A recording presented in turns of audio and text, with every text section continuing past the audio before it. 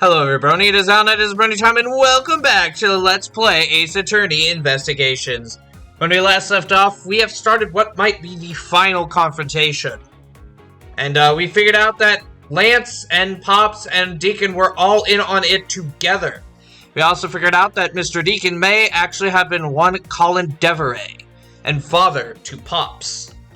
She does not want to believe that that was her father because it would mean she shot and killed her father. So we are about to enter the rebuttal portion of this episode. I'm here with Coke Zero. I didn't know it was zero or I wouldn't have bought it. It tastes like shit medicine. So, tastes like medicine without the sugar. So anyway, let's just get back into this. Alright.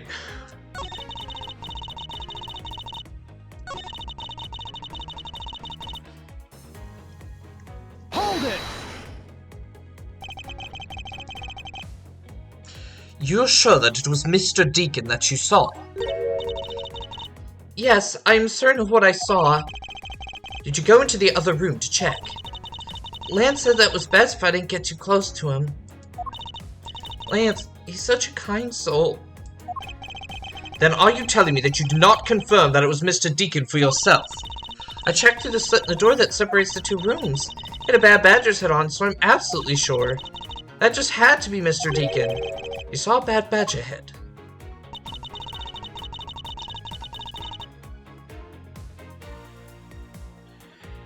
Wait, Costumes separate into head and body. This head was left in the isolation room. Objection!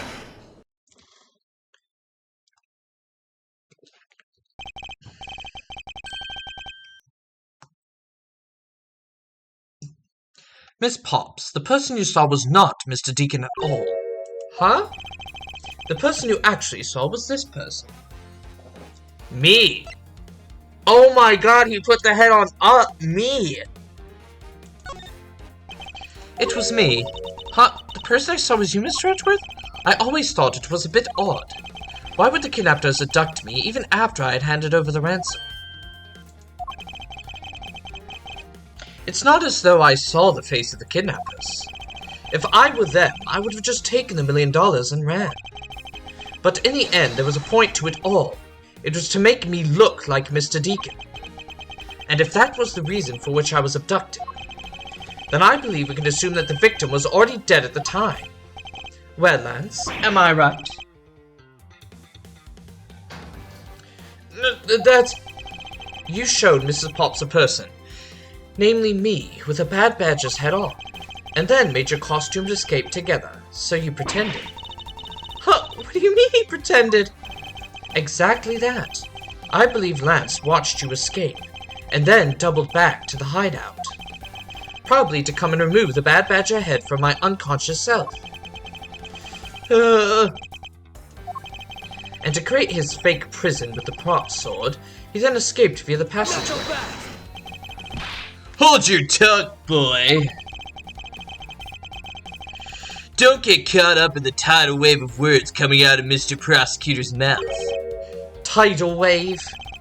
We've heard a lot come out of you, but I've yet to see a shred of evidence. The victim's betrayal and his subsequent detainment. All of that could have happened while you were out cold. That's right. You were out for quite a while, Mr. Prosecutor. Even if that were the case, Miss Pops would still have seen me tied to that beam. I was scared of Mr. Deacon, so I didn't go into the next room.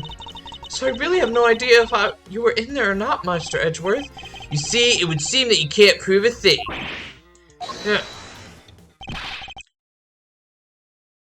Who said that?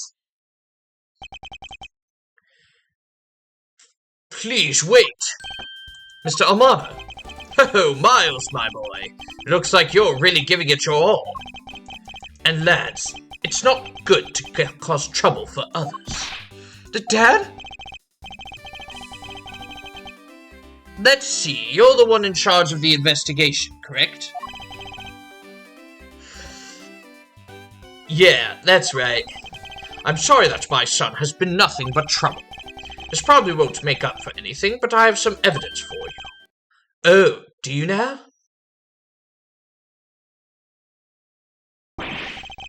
Is that what I think it is? It's the Bad Badger costume the victim was wearing. And a gun. I couldn't wait around for the police, so I went and found these myself. It appears that they were disposed of in the sea. Ugh, is there no one in this country who actually obeys the law? There now. Agent Lane, please calm down. What the heck is that scrap of paper? This appears to be a letter from the chief of police. Please allow Mr. Amano complete freedom to do as he sees fit, it says. What? The chief of police? What the? Just who does he think he is? The person who wields the highest authority in this area. Ho ho, hell there now. There is no need to be so upset. I'm not a cop from this land, so I'm not bound by the laws of your country. Now. This wasn't meant to strong-arm you into anything. It's just a request. I'm only asking that you please respect the laws of the land. I can't really say no to that. However, returning to the topic at hand, it doesn't matter who found the evidence. Its value remains unchanged. Alright, now let's take a look at this new evidence. I've already got the results back. I had a special forensics research lab that I'm on good terms with conduct the test.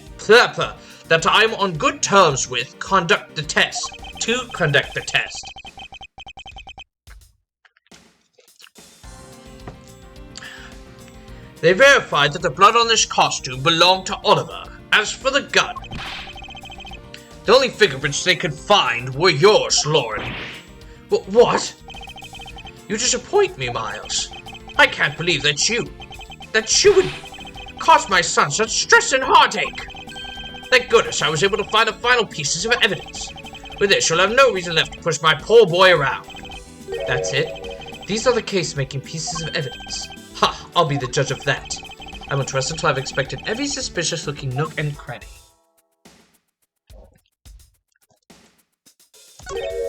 What's this? It looks like there's something inside the costume head. Hey, they sparkle! I bet they're really valuable. Sorry, but they're just pieces of a mirror. But why are they in here?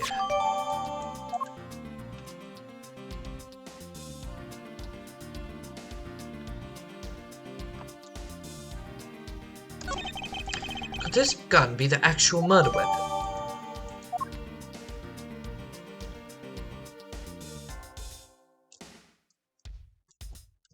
Aha, bullet hole. This bullet hole. It looks kind of burnt around the edges. Wait, those burn marks were left by the gunpowder. This is a most important fact. Why is that? Because it is proof that the victim was shot at point-blank range. Well, are they not the most definitive pieces of evidence you ever seen?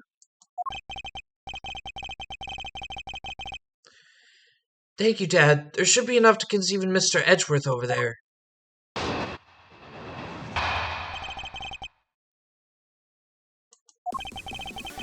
Make no mistake, there are fingerprints on that murderous gun, and they prove that it was Lolly who killed Oliver.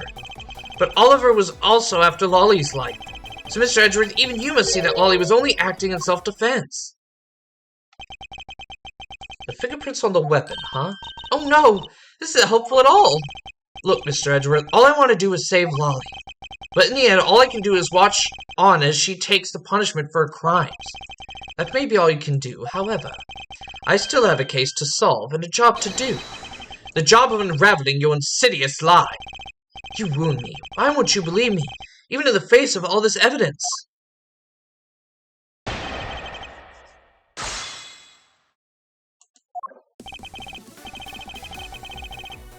Hold it!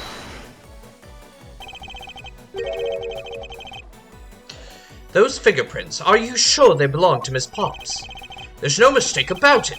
Through my connections, I had the best forensics techniques money can be performed. I find that a bit peculiar. What? Are you trying to pick an argument with me? What should I do? Should I raise an objection? Frankly, I don't believe that Miss Pop's print should be on that gun to begin with. And the reason why Miss Pop's print should not be on the gun is...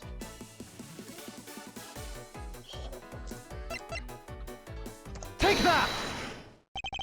It's simply not possible for Miss Potts to have left any prints on the murder weapon. Because while she was at the stadium, Miss Potts was wearing a costume. Huh? But there's been no mistake. We found fingerprints. Well, Miss Potts, do you remember touching the gun at all at any time? Yes. As a matter of fact, I did hold it for a bit back in the hideout. I handed it off to Mr. Deacon when he and Lance left for the haunted house.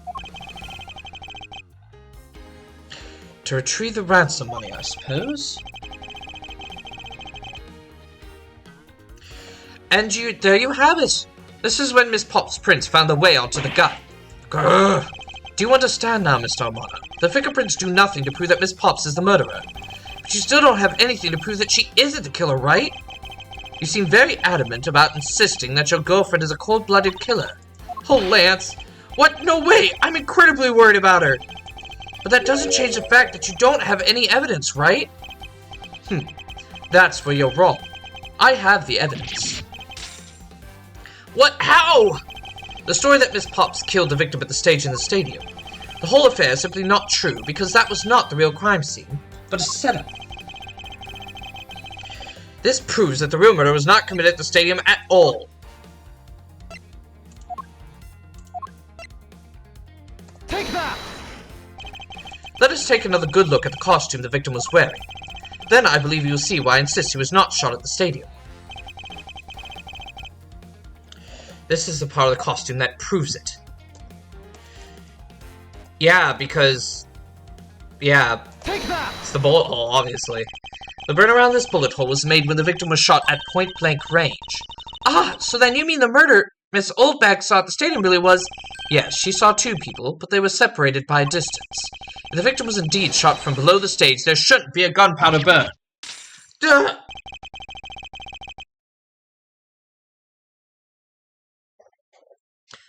Look at you, Mr. Smarty Pants Prosecutor. Since you seem to know all the answers, why not tell us where the real crime scene is then? That set me up to look like Mr. Deacon back at the hideout. If that's the case, then the murder must have happened prior to that. The location where Lance and the victim were at just before I was imprisoned was... the haunted house. I got it. I know the real scene of the murder. The real location which Mr. Deacon was killed is here. Take that! I think it's not unreasonable to assume the murder took place in the haunted house. The haunted house, yes. And I prove that it is highly likely the victim was killed there. What proves that the real scene of the crime is the haunted house? Mirror fragments? Take that! These were inside the costume the victim was wearing. They're fragments of a mirror. A mirror? And what does that have to do with anything? Indeed, you don't exactly expect to find pieces of a mirror inside a costume. Yeah, that's actually pretty dangerous. However, there's one place I can think of where there is a plethora of mirror fragments. And that is the haunted house. Lance Amano, I propose that you kill Mr. Deacon with the revolver in the haunted house. And after that, you stole the blue Badgermobile to move his body to the Wild Wild West area. The timing of when the blue Badgermobile was stolen confirms this as fact. Miles, my boy, say no more! I'm sorry, Mr. Amano, but I cannot do that. Be quiet! Yes, please do something! Stop that boy from speaking any more nonsense! Ernest Amano, correct? I meant you. Now be quiet, Gramps. How dare you! I don't need words. The only thing I require is evidence. Decisive evidence. And to call these mirror bits decisive is a bit too presumptuous, Mr. Prosecutor. What? Sheena! Wasn't there a mirror in the kidnapper's hideout? Yes, there was a mirror there. A mirror that's for the haunted house. You see? Isn't it possible the Fram's got into the costume there? But Agent Lang, there are no fragments on the floor, so the probability is very low. Probability? Lang Ji says on True's Path the word probability does not exist. The only thing that does is definitive proof. The question, Mr. Prosecutor, is do you have the definitive proof you need? Well, Mr. Edgeworth, do you? Do I have solid evidence that proves the murder took place at the haunted house? The answer is no. See? So since you don't have any, shut up! I don't have the evidence yet, but I'm certain the murder occurred around the time I turned the ransom over. At that time, the only people at the haunted house, besides myself, were Lance and Mr. Deacon. If I can prove that the murder took place at the haunted house, then I can prove Lance's guilt in connection to the murder. What now, Mr. Edgeworth? Agent Lang, I have a special request. Yeah. I'd like to prove to you that the scene of the crime was indeed the haunted house. Why in the world are you asking the werewolf for permission? Because I don't really have a choice, if I want to find the truth. Alright, permission granted, but you're not to touch a single thing, got it? That won't be a problem. All that's important to me is that the truth be brought to light. It doesn't matter by who or how it's done, as long as it is. Sheena! I'm here. Put in the paperwork for the authorization immediately. Understood. I'll go get the Gatewater Group's approval. Who was that? No. Let's hold on for a second. There is no need to obtain approval. Mr. Amano? Agent Lang, if you would please take a look at this. What is this? Sheena! It's the deed to the haunted house. The deed? Read it out loud. Gatewater Land Inc. hereby bequeaths the property known as the haunted house to Mr. Amano for the lump sum of $1 million paid in full in cash. What? As you can see, I am now the legal owner of the haunted house. Are you kidding? When did you... I ran into the owner of the park earlier and we made the deal almost immediately. How quickly things move when you can prepare $1 million in the blink of an eye. That $1 million you paid! Don't tell me it was... Oh, that's right. This disgusting suitcase belongs to you, doesn't it? I don't have any more use for it, so you may have it back now. You used the ransom money? My Latch is a good boy. He even apologized for the kidnapping a bit earlier. So I do believe that I will forgive him. After all, he did return the ransom money. That's the way things are. So if you would please discuss things with me from now on. Discuss? What is there to discuss? Why, permission to enter the haunted house, of course. While we were busy listening to Lance's story, Mr. Amano was out there preempting us. Permission to search the haunted house is denied. End of discussion. Agent Lang, I want you to arrest that girl. And Miles, you should hurry on home now, my boy, before I really lose my temper. Mr. Amano definitely has the deck stacked in his favor here. What should I do? If I leave it like this, the truth will be lost forever.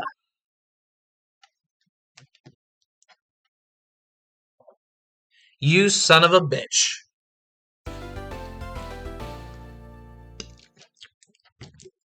Covering up for your son. If you're so convinced your son is innocent, then you should let us search the house, you idiot. You're only...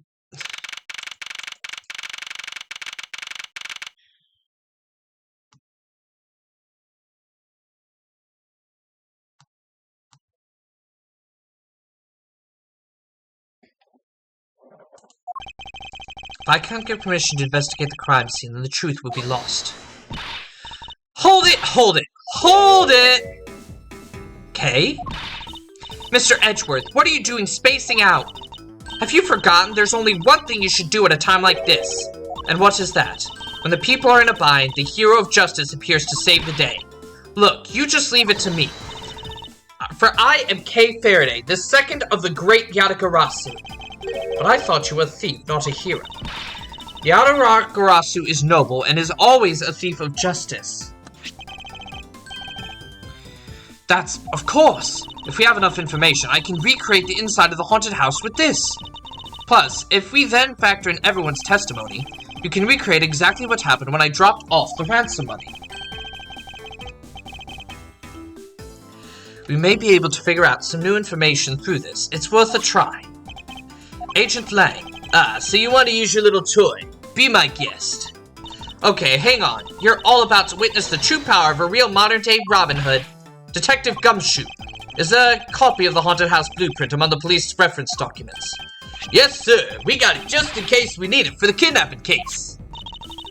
Alright, I'll input the haunted house data then.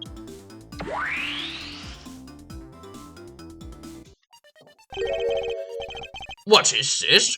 Where are we? It's like we're inside the haunted house. Even if we can't inspect the real location itself, the path to the truth slumbers here. If I can successfully navigate my way using logic, I'll ultimately arrive at the truth. Now then, I believe I am ready to investigate the crime scene. Okay, what should I recreate first? You haven't figured it out yet. Maybe I have and maybe I haven't.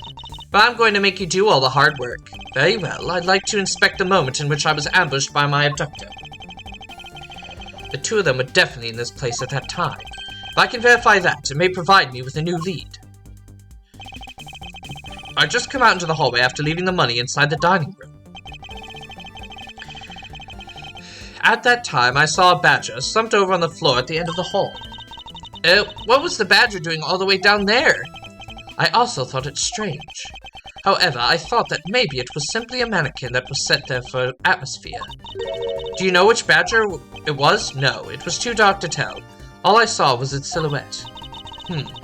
In that case, I guess I'll just program a badger silhouette in for now. Okay, programming complete.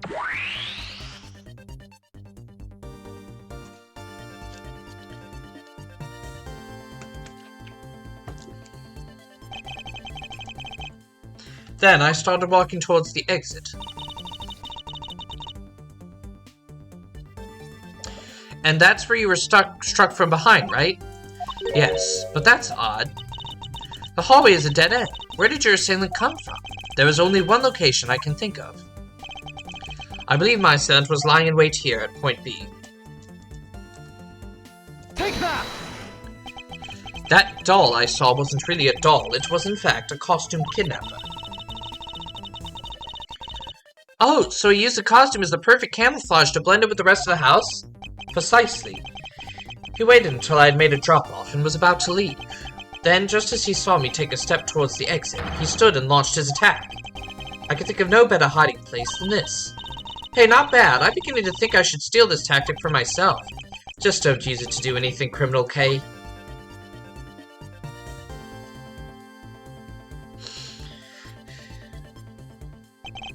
Well, Lance, what are you asking me for?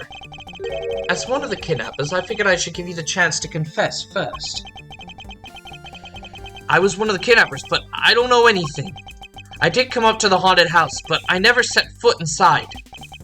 I left Oliver in charge of picking up the ransom money. He didn't set foot inside. Is he telling the truth, or was this another lie?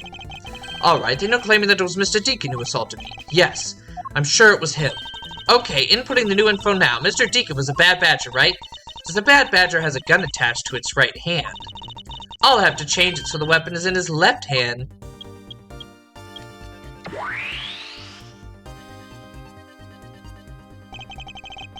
Now, to verify the facts of this recreation.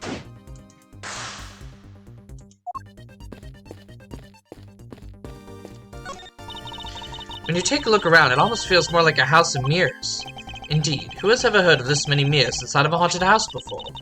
Well, at least you know this is the real crime scene thanks to these mirror shards. Hey, wait, these shards, there's something different about them. Oh? The ones we found earlier are thicker than the shards from this mirror on this wall. And look, there's some sort of design on the back too. The pieces from that costume are certainly different from the other mirrors. What does this mean? Could it be that our pieces are not pieces of these mirrors?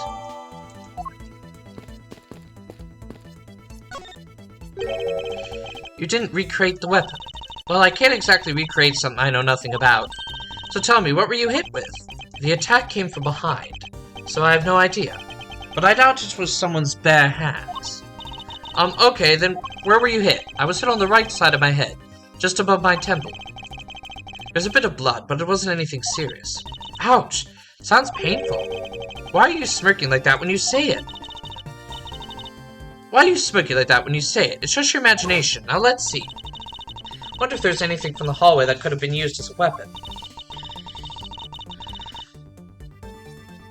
I'm looking for something the culprit could have used to hit you with. Prop sword. Take that! I have it. There was indeed one such object lying here in this hallway. A prop sword. Are you talking about this thing here? Yes. Although we did find it at the kidnapper's hideout. Wait, yes. It's possible that the culprit took it with him after using it on me. To leave no evidence behind, right? Correct. It may be worth a more thorough examination yet. Okay, so what test do you want to run on this sword? Luminol for blood. The culprit was wearing a costume at the time, so a fingerprint analysis is useless. Let's run a luminol test. It's possible that some of my blood found its way onto this. Agent Lang, may I ask your cooperation in this matter? Like I have a choice. Sheena! Call the lab boys. Understood.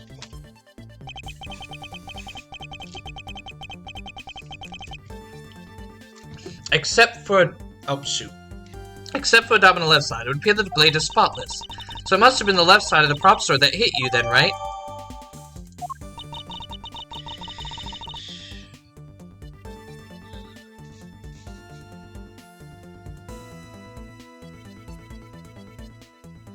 Okay, I'll attempt the recreation with this new piece of info. Sorry?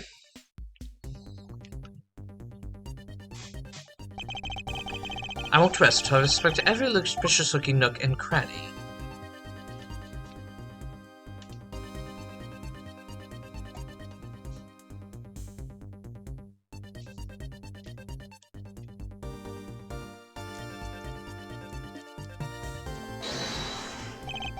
Is this spot somehow connected to any of the evidence I hold? Eureka! According to this document, the victim was right-handed. Aha! I guess I should change which hand is holding the weapon then. Hold on, you two. You didn't think I was going to ignore something like that, did you? What are you talking about? Look, no interrupting when I'm about to have a little fun. Ha! Even if you changed your recreation, you'd only be wasting your time. It's not possible for that thing to hold something in its right hand, you know. But Mr. Edgeworth's logic is... what's that thing called? The Bad Badger? Just take another good look at his right hand. Oh, I forgot. The weapon isn't in its right hand because there's already a gun in it. Precisely. You knew that already? Yes, and I also know that the Badger was holding the weapon in his right hand. Huh? Are you aware of what's coming out of your mouth? You just contradicted yourself. I have evidence, of course. Proof the culprit held the sword in his right hand. Sounds interesting. Alright then, show me this evidence. This piece proves that the culprit held the weapon in his right hand when he struck.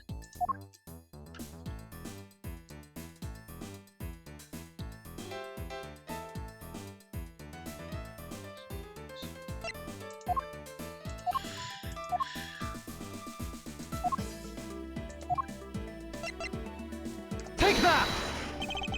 I'd like to point you to this piece of evidence. What the heck kind of proof is that supposed to be, Mr. Prosecutor? Can it be that you don't know your left from your right? Poppycock! Perhaps that wasn't the evidence I was looking for. What are you doing, Mr. Edgeworth? Get your head on straight. Look, think about when you're picking a lock. You had the lockpick in your right hand.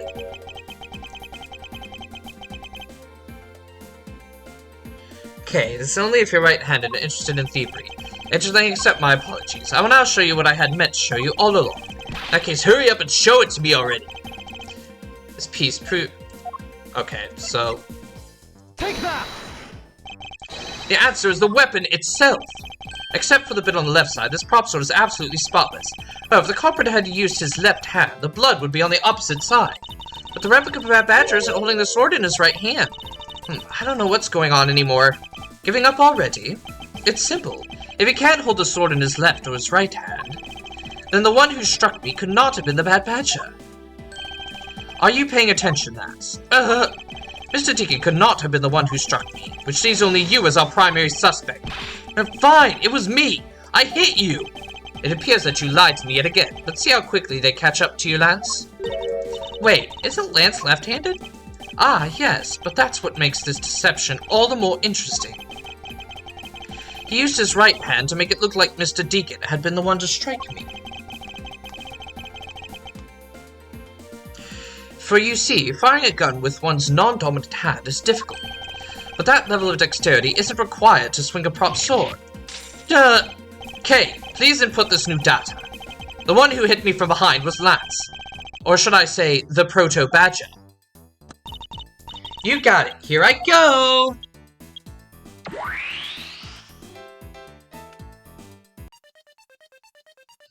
Oh. Now we have a faithful recreation of the situation around the attack on me. Alright, all you have to do is examine this new recreation and... Ha ha ha! And what exactly is so funny, Agent Lang? That amusing little gadget, it sure packs a punch, right, Sheena? Yes, it was all I could do to hold my laughter in. Hey, don't make fun of Little Thief, you mean old werewolf. He and Mr. Edgeworth bring out the best in each other. You've had your little fun, but now it's my turn. I've sat quietly by listening, but the crude conclusions you two keep spewing don't whet the wolf's appetite. There's no guarantee that your toy will always show the real situation at any given time. All it displays is whatever information you put in there, right? Well, when you put it that way, your suppositions are wrong. It's not your fault, so I'm going to let you in on this. There is a trick to this haunted house, and what may that be exactly? A trick beyond what your tiny imaginations can produce. Sheena! Here you are. Now then, what you missed, girlie, is the written right here in this pamphlet.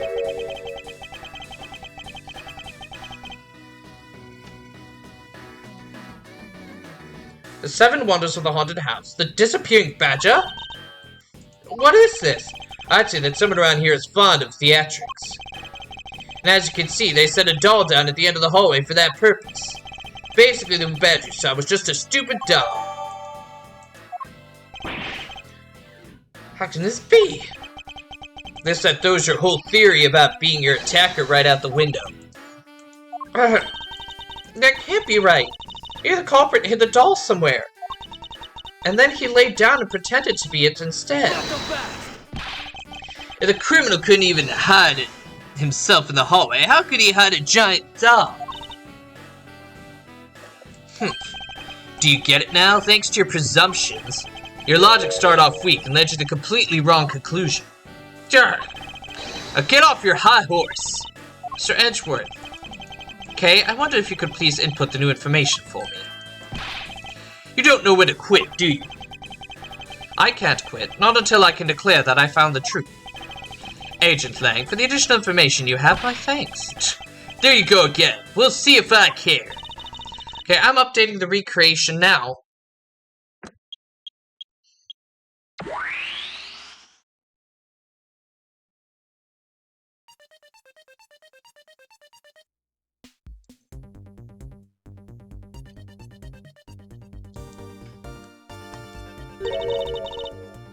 That looks really weird. Look how it changes from Blue Badger to Proto Badger all of a sudden. The assumption of a badger was just a doll. Where was my attacker hiding? Well, that's what we're going to find out, right? So come on, Mr. Edgeworth, let's go. Yes, let's. This recreation can't be right, which means there must be a contradiction somewhere.